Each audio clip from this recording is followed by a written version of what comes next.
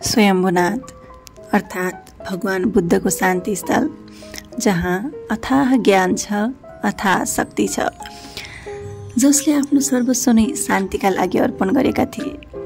सधैँ एउटा किताबको कहानीमा मात्र यहाँको चर्चा सुनेकी थिए।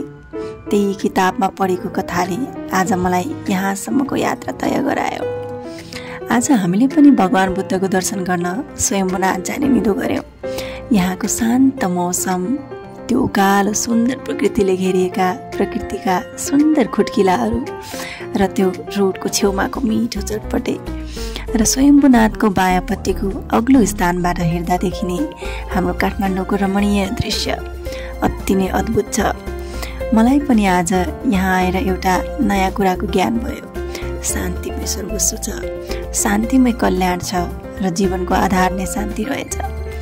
यहाँको खुल्ला प्रकृतिले दिएको सुन्दर वायुबाट, प्रकृतिका सुन्दर धुनहरूबाट प्रकृतिले मिठो गीत गाइरहेको छ जस्तै अनुभव भयो। हामी त्यही प्रकृतिमा रमाइरहेका थियौँ जस्तो अनुभव भयो। यहाँको संस्कृति, गुम्बाहरूले भरिएको मिठो दृश्य, यहाँको सौन्दर्यताको, यहाँको वेशभूषाको, यहाँको संस्कृतिको जति नै तारिफ गरे पनि अझ कमै हुन्छ होला।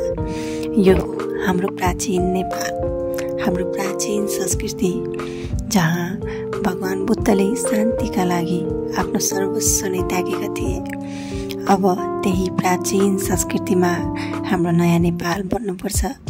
त्यही आत्मीयता, त्यही भावना, त्यही मनस्थितिमा सम्पूर्ण नयाँ नेपाल कुर्नुपर्छ। हाम्रा भावनाहरू, हाम्रा विचारहरू सफा र सुन्दर छन् भने मन परिवर्तन कस्तो नहोला र। यही संस्कृति, यही भाषा, यही धर्म जोगाएर राख्नुपर्छ। हाम्रो नेपालको सम्पत्ति हो, खेर जान त दिनै हुन्न। सो साथीहरू, हाम्रो स्वयम्भूको यात्रा एकदमै रमाइलो, शान्त मन अनि धेरै नै आनन्दित भयो। तपाईहरूलाई पनि स्वयम्भुनाथको यात्रा गर्नु छ भने एकचोटि भ्रमण गर्नुहोला। बाँकी त यहाँले देखि नै हाल्नुभयो यहाँको दृश्य, यहाँको सौन्दर्यता, मनमोहक काठमाडौँको भ्यू। बाँकी भिडियोमा स्पष्ट नै छ। अगाडि तपाईँहरूको लागि धेरै नै क्लिपहरू राखिएको छन्, हेर्नुहोला। हस्, थ्याङ्क यू। र युट्युबको MS सुदूरपश्चिम अफिसियललाई सब्सक्राइब गर्न नभुल्नुहोला। Thank you.